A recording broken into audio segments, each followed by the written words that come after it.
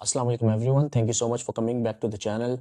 मुझे जो सबसे ज़्यादा क्वेश्चंस आते हैं वो अराउंड स्टूडेंट वीज़ा आते हैं, और स्टूडेंट वीज़ा पे मैंने काफ़ी टाइम हो गया एक स्पेसिफिक वीडियो उससे रिलेटेड नहीं बनाई, और काफ़ी चेंजेस या अपडेट्स आ गई हैं अराउंड स्टूडेंट वीज़ा। तो मैंने सोचा कि एक वीडियो स्पेसिफिकली स्टडी वीज़ा से रिलेटेड आयरलैंड के लिए बनाता हूँ, जिसमें जो 2026 की जो अपडेट्स हैं या जो सेंटिमेंट अभी चल रहा है या जो सिचुएशन अभी चल रही है उसके बारे में बात कर लेता हूँ, ताकि लोगों को एक अपडेटेड व्यू मिल जाए कि स्टूडेंट वीज़ा से रिलेटेड क्या अपडेट्स हैं आयरलैंड में।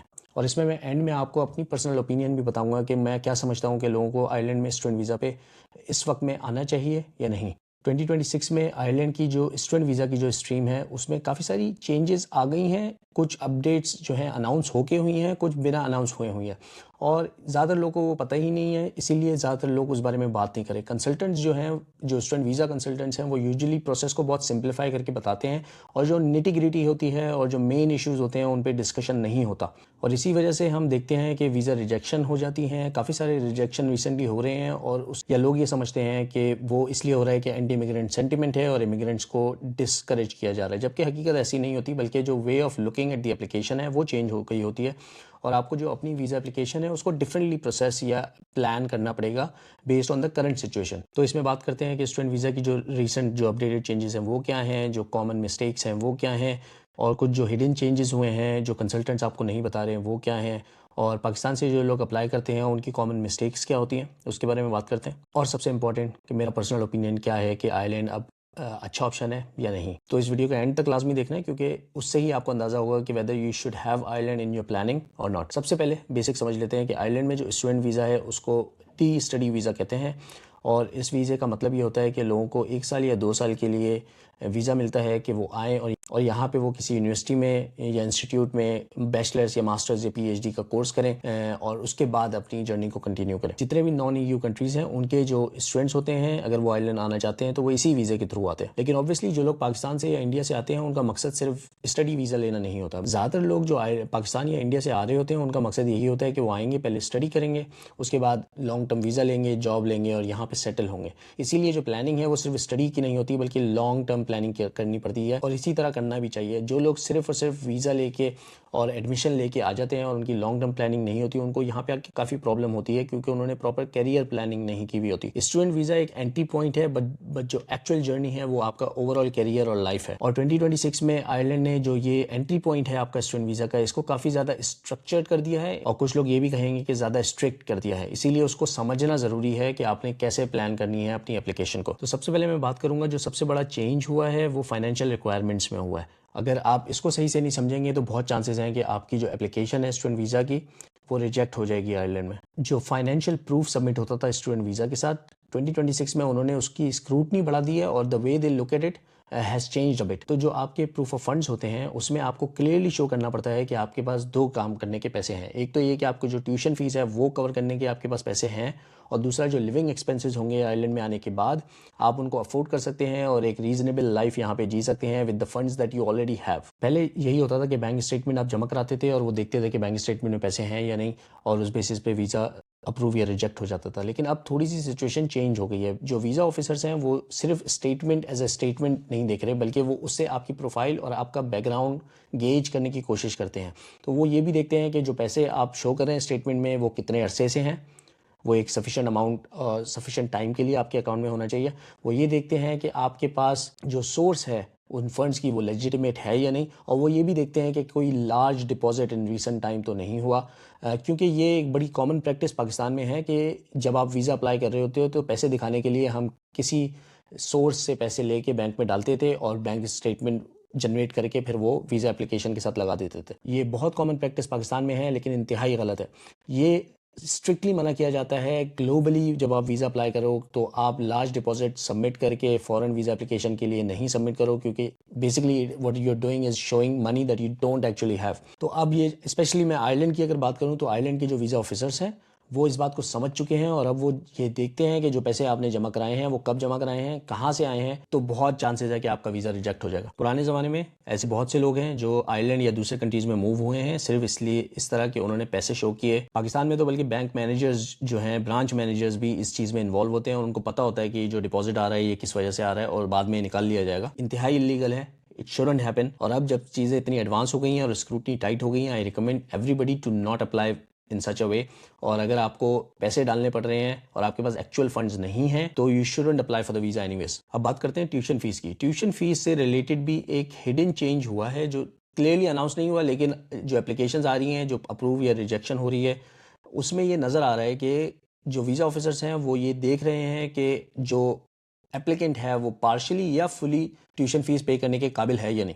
तो वो जो फंड्स वो आप बैंक स्टेटमेंट में दिखा रहे हो वो उसको देखते हैं कि ये ट्यूशन फीस को कवर करता है या नहीं, या फिर वो ये देखते हैं कि आपकी फर्म फाइनेंशियल कमिटमेंट है towards paying that tuition fee और नॉट। इसकी इन्फोर्समेंट बहुत ज़्यादा स्ट्रिक्ट हो गई है और हर वीज़ा ऑफिसर हर एप्लीकेशन में ये चीज़ें देख रहा है। What this really means in my view is that you don't have to show the finances, you actually have to be financially stable to apply for the visa. और इसीलिए ज़्यादातर लोग, उनकी सिचुएशन वैसी नहीं है, they shouldn't actually apply for the visa, क्योंकि rejection के चांसेस हैं वो बहुत आए हैं। ये इसलिए भी इंपॉर्टेंट है कि ज़्यादातर लोग जो हैं उनका कॉन्सेप्ट ये है पाकिस्तान और इंडिया में, वो ये कि आप स्टूडेंट वीज़ा पे आयरलैंड आ जाओगे या किसी और कंट्री आ जाओगे, उसके बाद यहाँ पे पार्ट टाइम जॉब करोगे और फिर आप उस ट्यूशन फीस को निकालोगे और पे करोगे। ये कॉन्सेप्ट अब वीज़ा ऑफिसर्स को पता लग गया है और ये नहीं चल रहा है, क्योंकि जो लोग इस मेंटेलिटी के साथ आयरलैंड में आते हैं कि उनके पास पैसे नहीं होते, लेकिन वो ये सोचते हैं कि हम जाएंगे और पार्ट टाइम जॉब करके पैसे बना लेंगे और फिर ट्यूशन फीस पे कर देंगे, यही वो लोग होते हैं जो आके रूल को ब्रेक करते हैं, 20 आवर्स पर वीक के रूल को। और वो ज़्यादा काम करते हैं, कैश पे काम करते हैं, जो कि इलीगल है। और इमिग्रेशन आयरलैंड की जो है वो मेक श्योर कर रही है कि इस तरह की चीज़ें आयरलैंड में ना हो। और ये सिर्फ आयरलैंड में नहीं, बाकी कंट्रीज़ में भी ऐसे ही हो रहा है। इसीलिए ये जो ट्यूशन फीस का अमाउंट है ये देखना चाहते हैं आपकी प्रोफाइल में, आपकी बैंक स्टेटमेंट में, कि आपके पास ऑलरेडी है और आप डिपेंडेंट नहीं हो कि आप आयरलैंड जाओगे और मेहनत करोगे और पैसे कमाओगे। आपका जो मकसद है आयरलैंड आने का वो स्टडी होना चाहिए, यही वीज़ा ऑफिसर देख रहा है। अब देख लेते हैं कुछ कॉमन रिजेक्शंस जो स्पेशली पाकिस्तान और इंडिया से अप्लाई करने वाले लोगों के लिए आयरलैंड में हो रहे हैं, उनके क्या रीजंस हैं। कुछ अर्से पहले तक ये होता था कि मिसिंग डॉक्यूमेंट्स की वजह से बहुत सारी एप्लीकेशंस रिजेक्ट हो जाती थी, लेकिन अब देखने में आ रहा है कि missing documents is not the biggest issue, but in unclear study plan is the main issue, और इसकी वजह से ज़्यादातर रिजेक्शन हो रही है। वीज़ा ऑफिसर बेसिकली देखना चाहता है और समझना चाहता है कि आप जो वीज़ा अप्लाई कर रहे हो, जो स्टडी का प्लान आपने दिया है, वो इट मेक सेंस और वो आपकी जो प्रायर एजुकेशन है उससे लिंक होता हो, और जो आपका करियर प्लान है आगे उसको लिंक अप करता हो। अगर आप किसी ऐसे कोर्स को करने के लिए जा रहे हो जिसका आपकी प्रायर एजुकेशन से या फ्यूचर करियर से कोई ताल्लुक नहीं है, तो फिर इट रेजेस रेड फ्लैग्स। और ये भी जस्टिफाई करना पड़ता है कि आप आयरलैंड क्यों आ रहे हो उस कोर्स को करने के लिए। अगर पाकिस्तान में या इंडिया में ऑलरेडी वो कोर्स अवेलेबल है तो आप वहीं क्यों नहीं पढ़ लेते। तो आपको अपने स्टडी प्लान में दिखाना पड़ता है कि why you are choosing that course, और what is your plan after doing that course and why you specifically want to come to Ireland to study that course and then pursue your career in that field। और इसी में जो week education progression है ये भी एक main reason बन जाता है रिजेक्शन का। एजुकेशन प्रोग्रेशन का मतलब यही है कि जो आपने पहले पढ़ा है या आगे जो आप पढ़ने का प्लान कर रहे हो, उन दोनों के बीच में कोई लिंक नहीं है। एक बंदे ने अगर बीबीए किया हुआ है और फाइनेंस पढ़ी हुई है, अकाउंटिंग पढ़ी हुई है, और यहाँ पे वो आईटी के किसी कोर्स में मास्टर्स के लिए अप्लाई करता है, तो this creates a weak progression plan. और अगर ऐसी प्रोफाइल होगी तो आयरलैंड का जो वीज़ा ऑफिसर है वो रिजेक्ट कर देगा, क्योंकि इट शोज़ कि आप सिर्फ वीज़ा अप्लाई करने के लिए और आयरलैंड में आने के लिए यहाँ आ रहे हो, बल्कि एक्चुअली आपका एजुकेशन का प्लान नहीं है या स्टडी का प्लान नहीं है, क्योंकि इट मेक्स नो सेंस। और नंबर 3 पे जो कॉमन रिजेक्शन है वो वही है कि फाइनेंशियल डाउट्स होते हैं। उनको डिपॉजिट नज़र आ रहे होते हैं जिनकी कोई सोर्स समझ नहीं आ रही होती, या उनको जो फंड्स नज़र आ रहे होते हैं उनकी सोर्स अनक्लियर होती है, और या फिर जो अमाउंट होता है वो सफिशिएंट नहीं होता, और जो ओवरऑल फाइनेंशियल हिस्ट्री है वो वीक होती है फॉर द प्रोफाइल और फॉर द वीज़ा एप्लीकेशन। और उनको लगता है कि this profile can not afford itself when they move to Ireland. और इन सब रिजेक्शन रीजंस के पीछे जो मेन बात है वो यही है कि इमिग्रेशन ऑफिसर को ये नहीं लगना चाहिए कि आप जो अप्लाई कर रहे हो आप सिर्फ आयरलैंड जाने के लिए अप्लाई कर रहे हो, बल्कि ये लगना चाहिए कि आप एक्चुअली उस स्टडी में, उस कोर्स में इंटरेस्टेड हो, आप जाके वहां पे लग के पढ़ाई करोगे और फिर उस करियर को परस्यू करोगे विद इन आयरलैंड। अगर उसको ये कमिटमेंट नजर आ जाए आपके स्टडी प्लान में तो फिर इशू नहीं होता। लेकिन हमारे लोग, जाहिर है, जो लोग यूरोपियन कंट्रीज में मूव होने की प्लान कर रहे होते हैं या स्टूडेंट वीजा अप्लाई कर रहे होते हैं, उनका मेन मकसद स्टडी नहीं होता बल्कि उनका मेन मकसद मूव होना होता है, तो वो इन चीज़ों पे कॉन्सेंट्रेट नहीं करते या फोकस नहीं करते while applying for the visa. लेकिन अब करना पड़ेगा वरना रिजेक्शन के चांसेस बहुत ज़्यादा होंगे। अब स्टूडेंट वीज़ा की जो वर्क राइट्स होते हैं उनके बारे में बात कर लेते हैं। तो यही सबसे ज़्यादा मेन क्वेश्चन मुझे आता है कि वर्क परमिट पे जो कि स्टूडेंट वीज़ा पे जो लोग होते हैं वो पार्ट टाइम काम कर सकते हैं या नहीं। तो शॉर्ट आंसर तो यही है कि यस, कर सकते हैं। आयरलैंड में जो इंटरनेशनल स्टूडेंट्स आते हैं उनको limited number of hours allow होते हैं ड्यूरिंग द स्टडी पीरियड, और जब हॉलीडेज़ होती हैं तो उनको फुल टाइम काम करने की इजाज़त होती है, और ज़्यादातर लोगों को जॉब मिल जाती है, पार्ट टाइम काम मिल जाता है। लेकिन इधर भी एक रियलिटी चेक है जो मैं चाहूँगा कि सब पहले समझ लें बिफोर मेकिंग द मूव। वो ये है कि जो कॉस्ट ऑफ लिविंग है आयरलैंड की वो बहुत ज़्यादा है, और इसीलिए जो लिमिटेड नंबर ऑफ आवर्स होते हैं उनमें जो आप अर्न करोगे वो यूजुअली सफिशिएंट नहीं होगा to bear your cost of living in Ireland. इसीलिए लोग एक्स्ट्रा आवर्स काम कर रहे होते हैं जो इलीगल होता है और फिर उसकी वजह से वो प्रॉब्लम में आते हैं। इसीलिए मैं रिकमेंड करता हूँ और इसीलिए पॉलिसी भी थोड़ी स्ट्रिक्ट हो रही है फाइनेंशियल एस्पेक्ट की तरफ, कि जो लोग यहाँ पे आएंगे उनके पास ऑलरेडी पैसा होना चाहिए, उनको उस पार्ट टाइम काम में डिपेंडेंट नहीं होना चाहिए। पार्ट टाइम काम आपकी सपोर्ट हो सकती है but it can not be your main funding source. उसके बाद बात करते हैं स्टूडेंट पाथवे की। जो लोग यहाँ पे स्टूडेंट वीज़ा पे आते हैं उनके बाद में क्या चांसेस होते हैं और प्लान होता है। आयरलैंड का जो स्टूडेंट वीज़ा है वो ऑब्वियसली एक एजुकेशन प्लान नहीं है, वो एक पूरी इमिग्रेशन जर्नी है और पाथवे है। और ज़्यादातर लोग जो पाकिस्तान से, इंडिया से, साउथ एशिया से आयरलैंड में स्टडी करने आते हैं उनका प्लान यहाँ पे लॉन्ग टर्म रहने का होता है और यही होना भी चाहिए और इसी तरह प्लानिंग करनी भी चाहिए। आपकी जब स्टडी कंप्लीट होगी तो गवर्नमेंट आपको एक स्टे बैक वीज़ा देती है। Stay back visa basically 1G visa भी कहलाता है और इस पे आपको टाइम मिलता है 6 months to 12 months to find a job for yourself which usually is sufficient. लेकिन आजकल ये देखने में आ रहा है कि लोगों को उसकी एक्सटेंशन चाहिए होती है क्योंकि जॉब नहीं मिलती टाइम पे और उनको काफ़ी टाइम लग रहा होता है to get interviews and actually get a job offer. इस पे मैं एक और वीडियो सेपरेटली बना चुका हूँ कि जो एक्सटेंशन होती है 1G वीज़ा की उसमें भी यहाँ पे काफ़ी प्रॉब्लम्स आ रही हैं कि एक्सटेंशन बहुत ज़्यादा डिले हो रहे हैं और लोगों की जो करंट परमिशन है वो एक्सपायर हो जाती है और उनका एक्सटेंशन अप्रूव नहीं हुआ होता तो वो प्रॉब्लम में आ जाते हैं। तो आई वुड रिकमेंड कि आप जाके वो वीडियो भी मेरे चैनल पे देखें और इसीलिए मैं ये सजेस्ट करता हूँ कि जब आप प्लानिंग करें अपने स्टूडेंट वीज़ा की या किसी भी वीज़ा की तो प्रॉपर प्लानिंग करें, लॉन्ग टर्म प्लानिंग करें, इन सब चीज़ों को जहन में रख के प्लानिंग करें। फिर जब आपको जॉब ऑफर मिल जाती है तो फिर आपके पास दो ऑप्शंस होते हैं डिपेंडिंग ऑन द ऑक्यूपेशन और depending on the salary.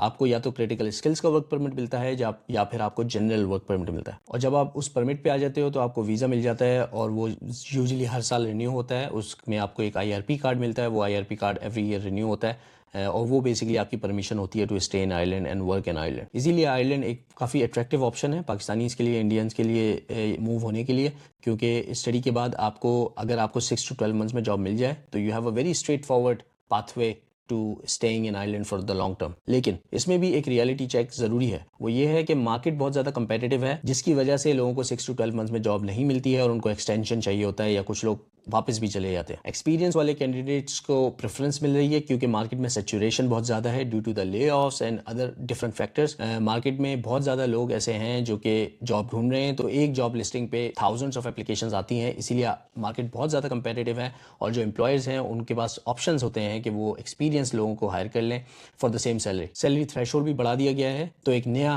Permit निकालने के लिए उसी कंपनी को अब ज़्यादा पैसे देने पड़ते हैं versus what they had to do before. अब एक बिहेवियरल चेंज की बात करता हूँ जो कि कहीं आपको अनाउंस हुआ हुआ नज़र नहीं आएगा और आपको ये नहीं लगेगा कि ये एक्चुअल चेंज हुई है, बट हम जब वीज़ा एप्लीकेशंस को चेक करते हैं और उन लोगों से बात करते हैं जिनके अप्रूवल या रिजेक्शन आए होते हैं तो पता लगता है कि जो वीज़ा ऑफिसर्स हैं वो बहुत ज़्यादा एनालिटिकल हो गए। तो अब वो सिर्फ ये नहीं देख रहे कि डॉक्यूमेंट्स पूरे हैं या नहीं, एप्लीकेशन कंप्लीट है या नहीं, चेकलिस्ट कंप्लीट है या नहीं, अब वो ये देख रहे हैं कि ये जो प्रोफाइल है जो आयरलैंड आना चाहती है डज इट मेक सेंस और नॉट, क्या ये बंदा आयरलैंड में आके आयरलैंड की इकोनॉमी के लिए, आयरलैंड की कम्युनिटी के लिए यूजफुल होगा और it may cause problems for the community. Overall consistency देखी जाती है प्रोफाइल की, वो उसमें कंसिस्टेंसी आपकी एजुकेशन की आ जाती है कि पहले क्या पढ़ा था अब क्या पढ़ना चाहते हैं, कंसिस्टेंसी ऑफ फाइनेंशियल स्टेटस आ जाती है कि पैसे लॉन्ग टर्म के लिए थे या फॉरन जमा करा के वीज़ा अप्लाई किया गया है। अगर आपके प्रोफाइल में कोई स्टडी गैप है जो पाकिस्तानियों के लिए बहुत ज़्यादा कॉमन है बेसिकली, तो उस गैप को प्रॉपर्ली एक्सप्लेन किया गया है, यानी एज क्या है उस एप्लीकेंट की, ये बहुत मैटर करती है। आप पहले शायद बहुत सारे लोग ऐसे होते थे जिन्होंने बैचलर्स बहुत पहले किया होता था, फिर काफ़ी अरसे से काम कर रहे होते थे पाकिस्तान में,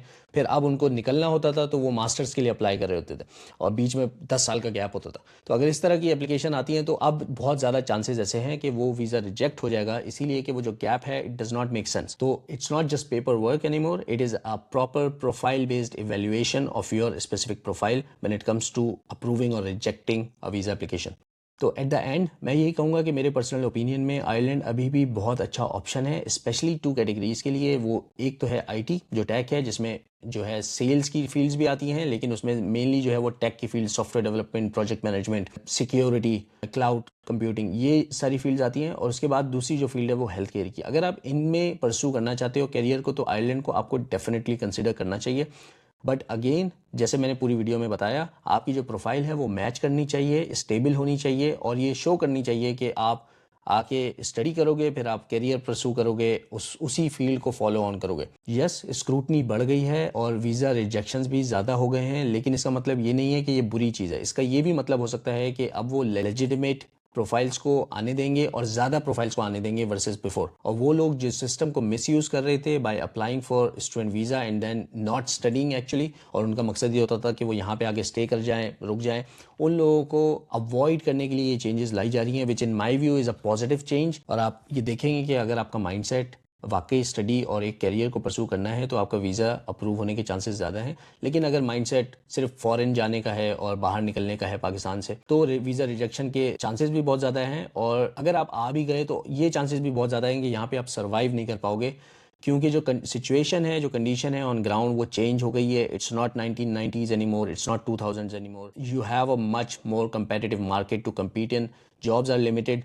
There are more qualified professionals sitting here looking for the jobs. इसीलिए सक्सेसफुल होने के चांसेस भी तभी ज़्यादा हैं जब आपकी प्रोफाइल और आपकी जो इंटेंशन है वो सब मैच करे, आपके पास एक एक्चुअल प्लान हो कि आप आगे 5 ईयर्स में और 10 ईयर्स में क्या करना चाहते हो। तो ये जो चेंजेस आ रही हैं इनको मैं पॉजिटिवली देखता हूँ, क्योंकि these changes will make sure कि जो लोग आयरलैंड में आए वो इस मार्केट के लिए रेडी हों और यहाँ पे सर्वाइव करके एक्चुअली सक्सेसफुल हो सकें, रादर देन कि वो आएँ और कुछ सालों में उनको वापस जाना पड़े just because they could not survive the competitive market that Ireland is. That's all from now.